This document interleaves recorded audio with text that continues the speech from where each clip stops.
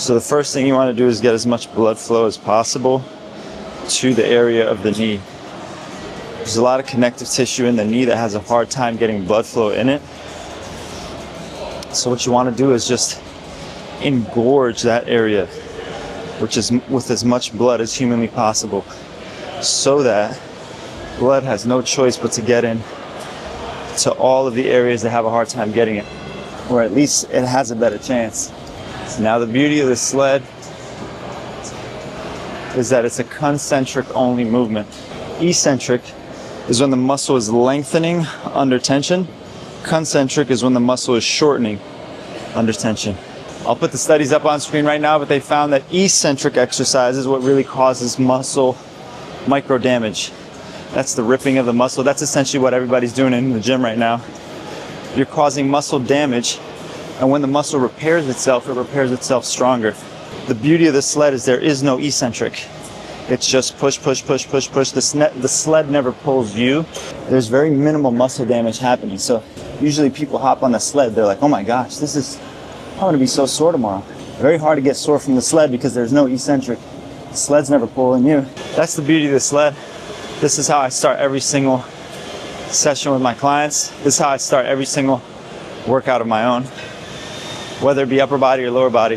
Whew. All right, let's finish with a strong takeoff. Basically a sprint going forward. Going for 100% speed here. Let's see what I got.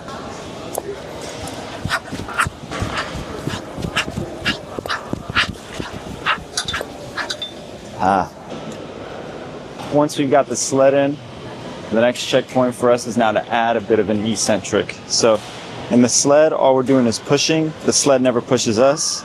In the next step, we're gonna add an eccentric and push out of that eccentric. This is where I'm working at. This is not where I start clients. We would start this body weight. You'll notice I have this slant board. Ooh, wow. Wow, 15 felt like some work. We would start this exercise assisted, introducing that eccentric, using assistance with the hands. From there, once we're pain-free, we would go unassisted. From there, we would add load. So there's 3 variations of step-ups. We have the Poliquin step-up. Well, let me give you the history. So originally this exercise started by a man named Carl Peterson. He would do it with downhill skiing athletes, and it would be balancing on the forefoot like this and touching down. Eventually, Charles Poliquin noticed the genius of it, but he saw that a lot of people had a hard time balancing on the forefoot, so he just made people do it with the heel elevated. And where this name came from, the Poliquin step up, this would be on a heel elevated or using a slant board. And then eventually, Ben Patrick and his wife Alyssa, during COVID in 2020, they found, well, we want people to do this at home, so how are we gonna make this accessible? So they just made a flat ground version, and where the difficulty then became, how far forward are you going?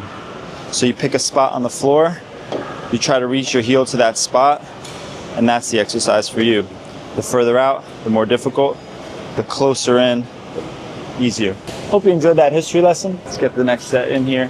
Been kind of avoiding it, honestly. Got 15.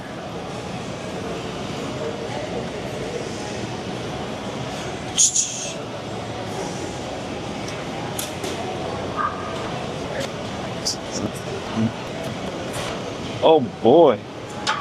Oh boy. Instead of going up in weight and hitting 15 again, my next set is just going to be shooting for 20.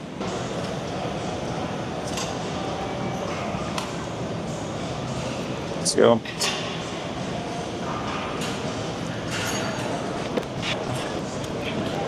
Oh. 20. Woo! Step ups feel fantastic, not gonna lie. Last set.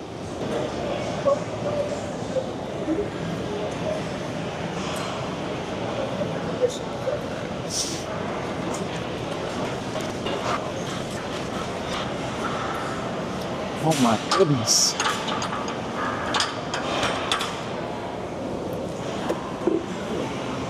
good enough for me. The sled was concentric only in a short range. In the step up, we added an eccentric in the short range. That's the next checkpoint. Now the third checkpoint, we're going to be working on fully bending the knee, working on the quad in its long range. So now this is where I have trouble on my surgery side. This exercise scales from elevated on the front leg, easier. The closer we get to flat ground, the harder it is.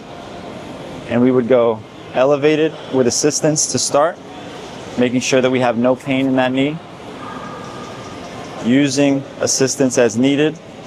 Then we would progress to elevated and no assistance, just using the strength of that thigh to bring us into the bottom position and out of the bottom position. Notice we have a long eccentric here and out of that bottom position. All right, so for today, I'm going to be working flat ground.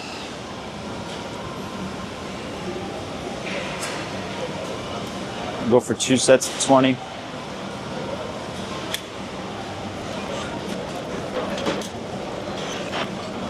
Now, 12. Holy cows. 12. Oh my goodness. 18. Oh my goodness. Oh my goodness. Ooh. Oh my gosh. Oh. We got 18 that first round. All right. Surgery side now. Let's see how we're feeling.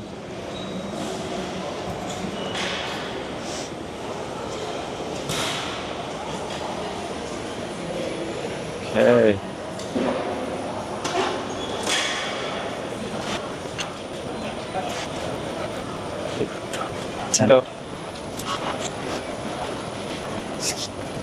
Ah, vai com Deus, gente. Até sexta, hein? Até sexta. Alright. Oh, goodness. Oh my gosh. First set, I got 18 on each side. Absolutely brutal. I think I did a disservice by filming straight on that first set. Second set, I'm gonna do it from the side so that you can see what's happening with the legs. Front leg is fully closed. Back leg is fully extended. We want to keep this back knee off the floor, and that's where I have difficulty, is actually in this length of this hip flexor. Modern life, we sit down all the time, so generally this hip flexor, from sitting down so much, it's short. So by lengthening it here in this back leg and by compressing this front knee all the way, there is no other exercise that can do what this exercise does. Not all at once, at least.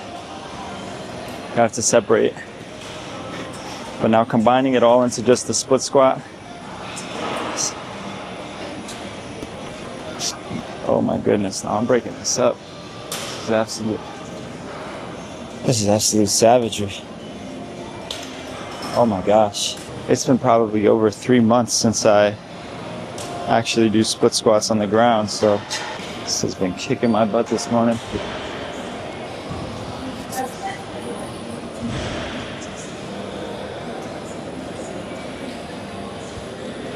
So let's go.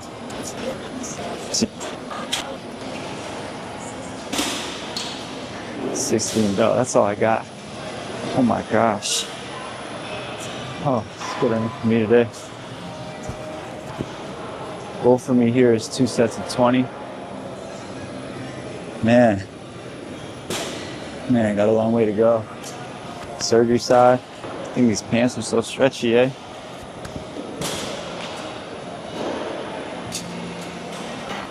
Got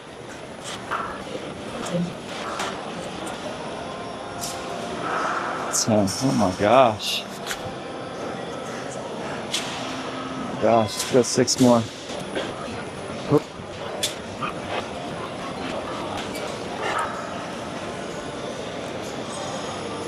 Do 1 extra, I think, on that side. Let's go right into elephants. Oh my gosh. So, elephant walk, you can bend the knees, reaching down. Now what we want to do is Flex the quad on one leg at a time.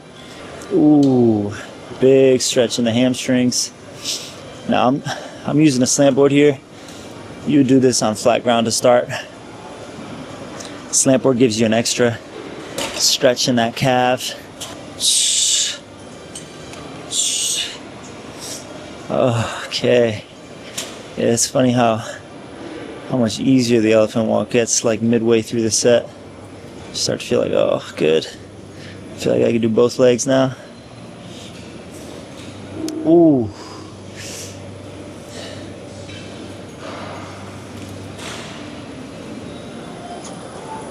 All right, let's do it.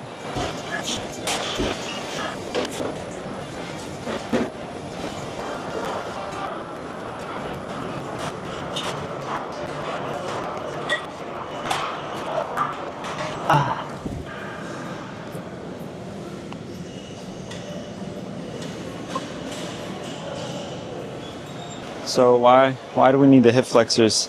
Hip flexors are literally what brings the legs up. So as we start to get stronger in our legs are going to get heavier. So we're going to need to work on this muscle that lifts the legs up. A lot of older folks, they have a difficulty just kneeling. So once kneeling, getting this back leg to come up is a difficulty simply because there's not enough strength and mobility in this hip flexor. Alrighty.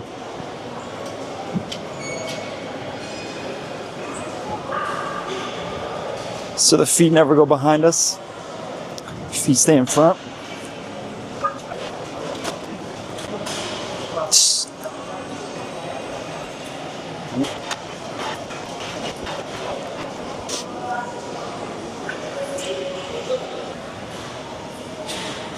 Let's go. I'm done with the gym. I'm done with the gym today.